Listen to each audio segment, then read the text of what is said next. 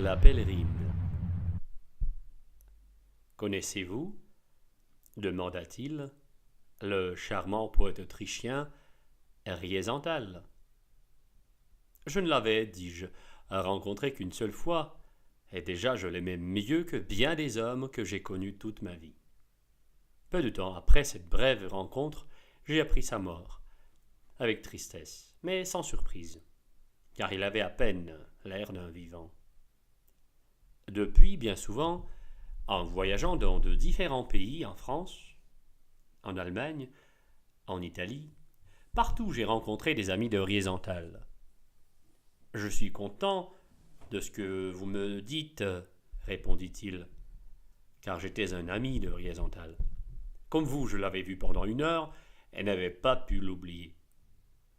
Il y a 3 ans, traversant mon pays, il se souvint de moi, il m'écrivit et s'arrêta chez moi pour un jour. C'était au début de l'automne, et déjà l'air était frais. Riezantal, maladif et fragile, souffrait de n'avoir pas apporté de vêtements chauds. Pourriez-vous, me dit-il en souriant, me prêter un pardessus? J'allais chercher une pèlerine brune que j'avais l'habitude de porter pour la chasse pendant l'hiver. Riezantal, amusé, me montra qu'il pouvait s'y envelopper 2 fois, ainsi roulé dans ma pèlerine, il se promena avec moi sous les arbres. Ce jour-là, ma maison, mon jardin, les feuilles rougissantes, les hautes montagnes qui nous entouraient, et le soir, le feu de bois dans ma cheminée, lui plurent tant qu'il décida de rester un jour de plus. Ainsi, il resta 2 semaines, pendant lesquelles il vécut roulé dans ma pèlerine. Enfin, il partit, me laissant souvenir de ses jours un poème. Quelques mois plus tard, j'ai appris sa mort. L'automne suivant, je reçus une autre visite, celle de l'écrivain français, dont j'aime le style et que je connaissais alors très peu.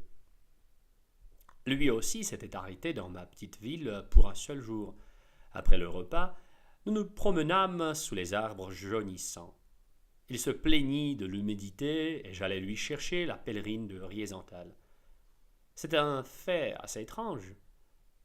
Mais dès qu'il eut ce vêtement sur les épaules, mon hôte sembla transformé. Il devint confidentiel, presque tendre. Enfin, quand la nuit tomba, une amitié était nouée, et comme jadis Riezantal, ce visiteur d'automne, venu pour un jour, passa chez moi 2 semaines. Après cela, vous imaginez que la pèlerine brune devint pour moi un objet très cher auquel j'associais, sans beaucoup y croire, un pouvoir symbolique et bienfaisant. Au cours de l'hiver qui suit, je devins amoureux d'une belle viennoise, Ingeborg de Dietrich. Elle gagnait sa vie en travaillant chez un éditeur. Je lui offris de m'épouser, mais elle était fanatique d'indépendance. Elle me dit qu'elle ne pouvait pas supporter l'idée de se lier par un mariage. Au printemps, Ingeborg consentit à me rendre visite dans ma maison de Wienerwald. Le premier soir, nous sortîmes dans le jardin et je lui dis « Voulez-vous me faire un grand plaisir ? Permettez-moi, au lieu de votre manteau, de placer sur vos épaules cette pèlerine. Je sais que vous n'êtes pas sentimental, ce désir doit vous paraître absurde, mais je vous prie. » Elle rit, et tout en se moquant de moi avec beaucoup de grâce, elle consentit. Il se tut, parce que dans la brume du soir, au fond de l'allée, une forme charmante glissait vers nous, enveloppée d'une pèlerine brune. « Ah, vous connaissez ma femme ? dit-il.